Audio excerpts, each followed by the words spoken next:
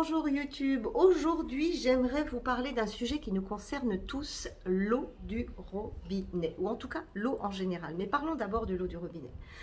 J'entends souvent dire, mais l'eau du robinet, c'est ultra contrôlé, il y a des contrôles toutes les 10 minutes dans les steps, dans les stations d'épuration.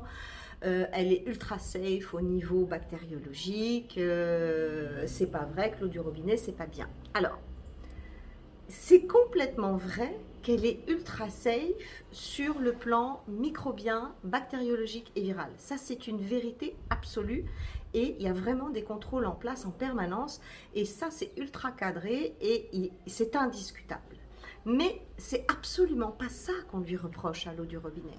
Ce qu'on reproche à l'eau du robinet, c'est qu'il y a des tonnes de produits chimiques qu'elle va récupérer par différents biais, je vais vous les décrire, et il y a dans cette eau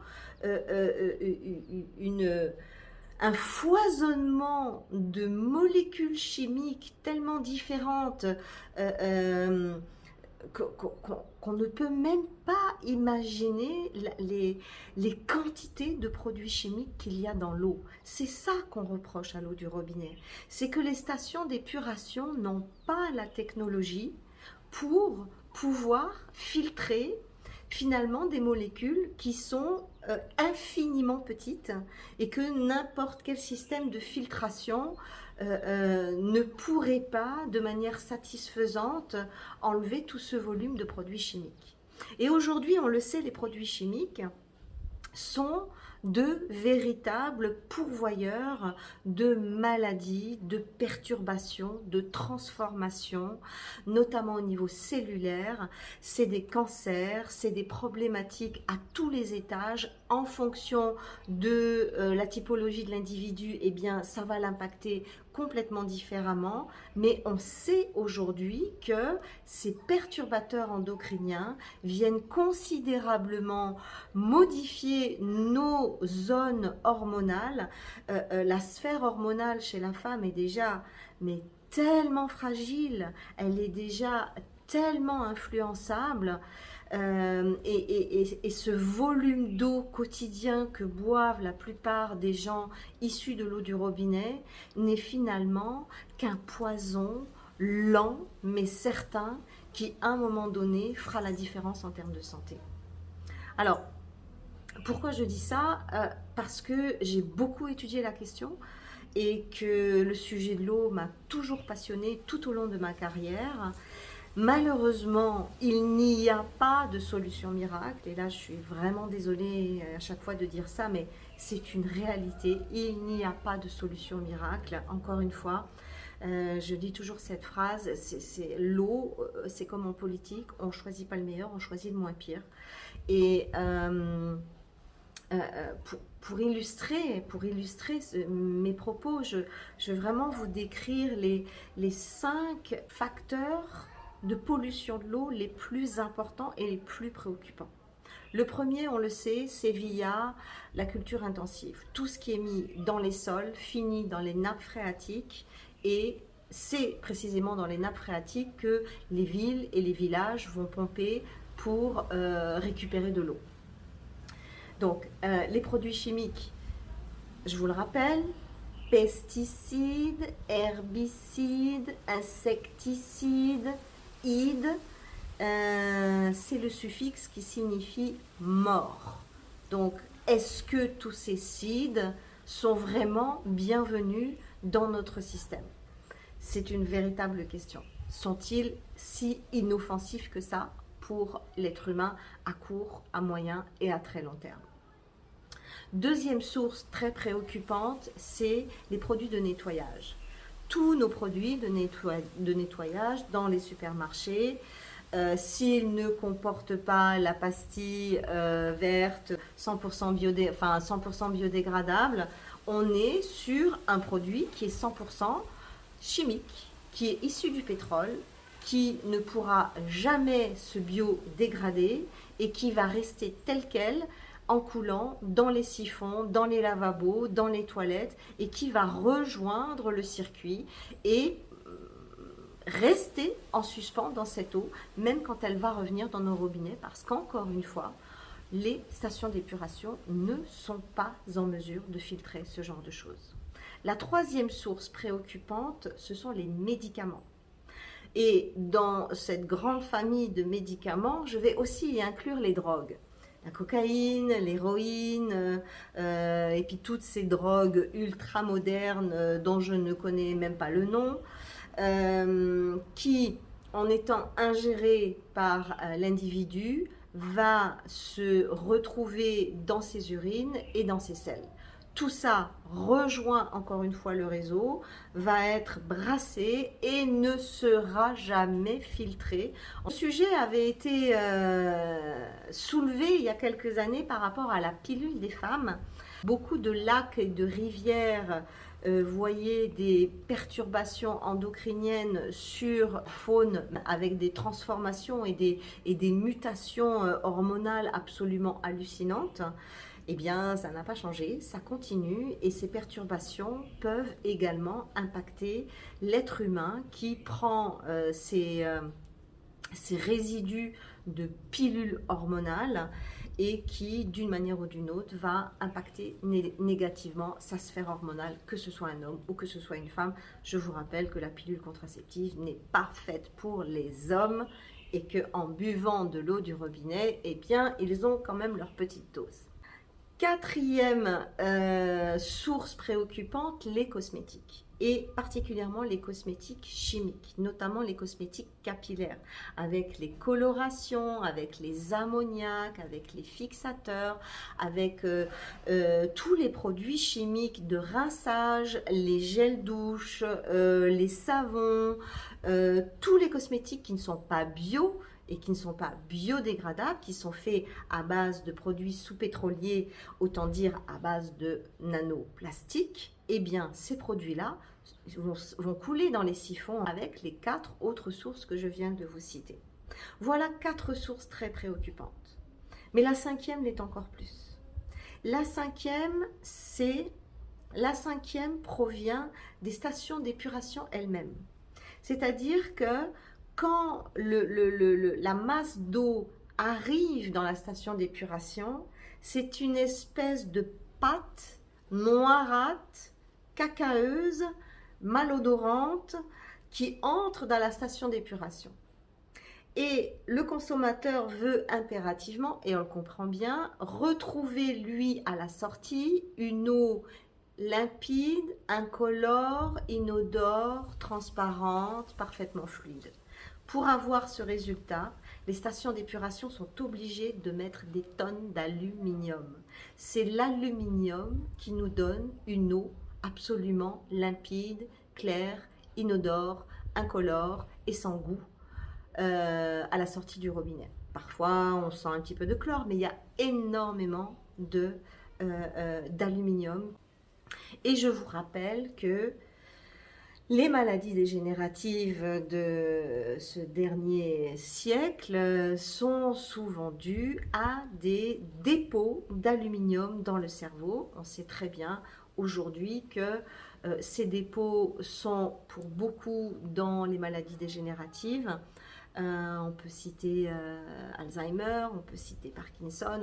Donc vous voyez qu'on n'est pas sorti de l'auberge. Quand vous prenez un verre d'eau du robinet, vous buvez des pesticides, des herbicides, des médicaments, des antibiotiques, des anesthésiants, de la drogue, des produits de nettoyage, du Monsieur Propre, du Cif, du L'Oréal, du Schwarzkopf, et tout ça baigne dans une soupe d'aluminium. Alors, moi personnellement, j'en donne même pas à mon chat de l'eau du robinet. Hein. Ça fait 20 ans que j'ai des chats, j'ai pas un seul chat qui a bu de l'eau du robinet parce que si c'est pas bon pour moi, c'est pas bon pour eux. Voilà. Alors après, vous me direz, oui, mais c'est pas beaucoup mieux l'eau en bouteille. Alors, oui et non. C'est-à-dire qu'en fait, on n'a pas beaucoup d'alternatives. La société ne nous propose pas grand-chose en termes d'alternatives. Donc ça veut dire quoi? Qu'on va faire comme en politique, on va choisir le moins pire. Et pour moi, le moins pire, c'est l'eau en bouteille. Alors oui, il y a des résidus de plastique, oui, il y a tout un tas de choses qui ne devraient pas y être, oui, le contenant fond et se libère dans l'eau, oui, c'est complètement vrai, mais On n'a pas de pesticides, on n'a pas de produits ménagers, on n'a pas de drogue, on n'a pas de médicaments, on n'a pas d'aluminium, on n'a pas de cosmétiques. Et mon Dieu, à choisir, hein, personnellement, j'ai choisi le moins pire. On me reproche souvent de ne pas avoir opté pour un filtre d'eau du robinet. Moi, je suis peut-être un peu sectaire sur la question, mais je ne pense pas qu'il y ait des filtres qui puissent véritablement récupérer tout ce que je viens de vous mentionner. Je ne pense pas. Je ne pense vraiment pas. Après, voilà, c'est ma posture personnelle. Et j'ai tellement étudié l'eau du robinet que très franchement, même avec un filtre, je pense que je l'avalerai de travers. Donc voilà.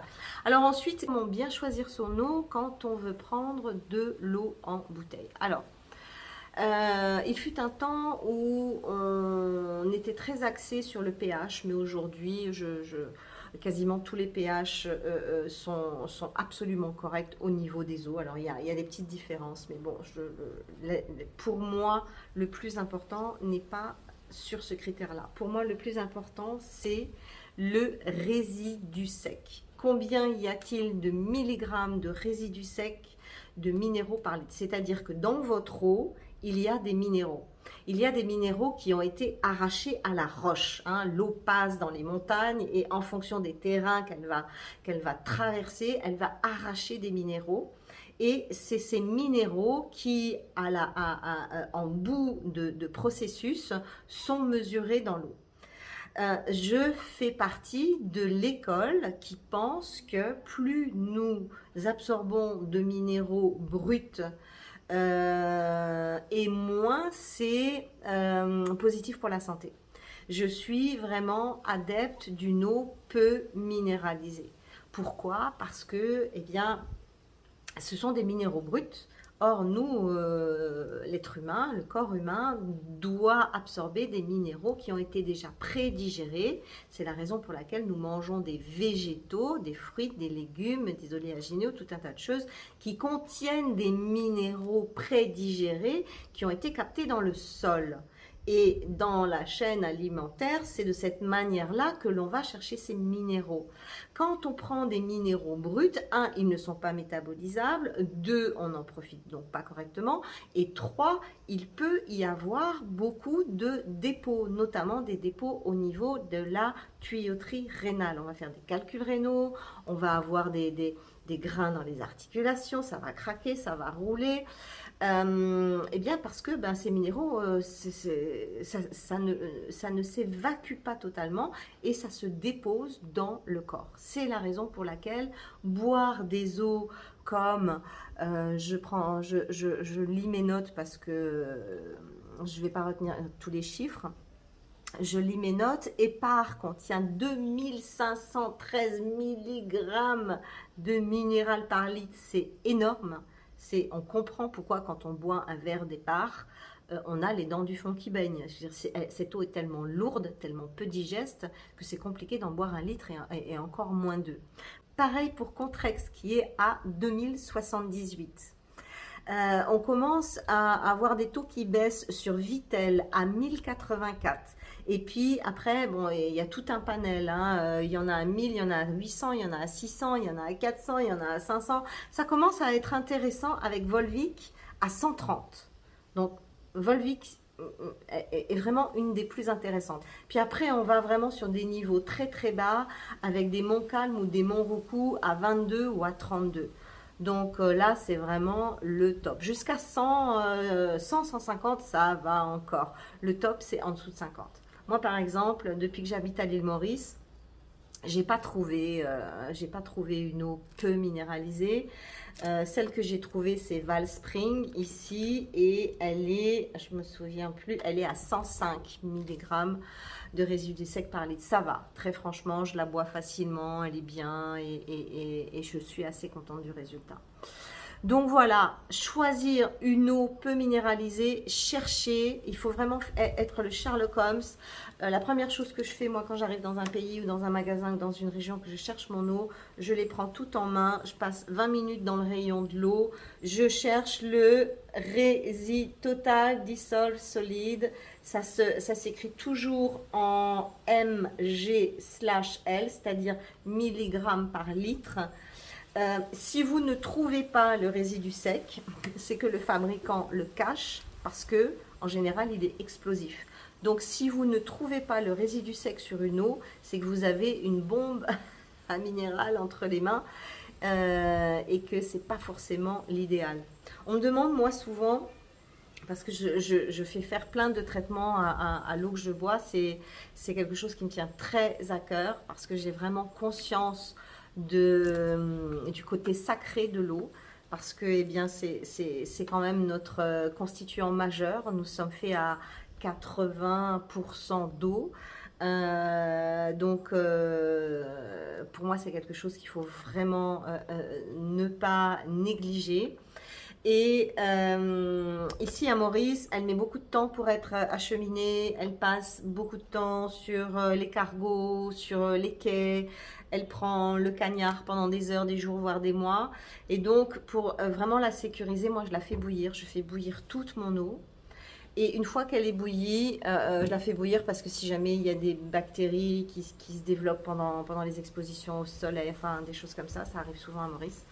Et ensuite, je la mets dans une bouteille pour la réinformer au niveau quantique avec des jolis mots, enfin en tout cas des mots qui me plaisent, guérison, Jésus, paix, amour, enfin voilà, tout ce qui résonne avec moi, de façon à ce que cette eau puisse se charger vibratoirement grâce à l'énergie quantique de ces mots et aussi de ces intentions, parce que j'ai posé une intention en mettant cette étiquette, et quand je prends ma bouteille, que je vois que c'est écrit guérison, paix, amour, eh bien je renforce encore cette intention et je bois une eau qui est peu minéralisée,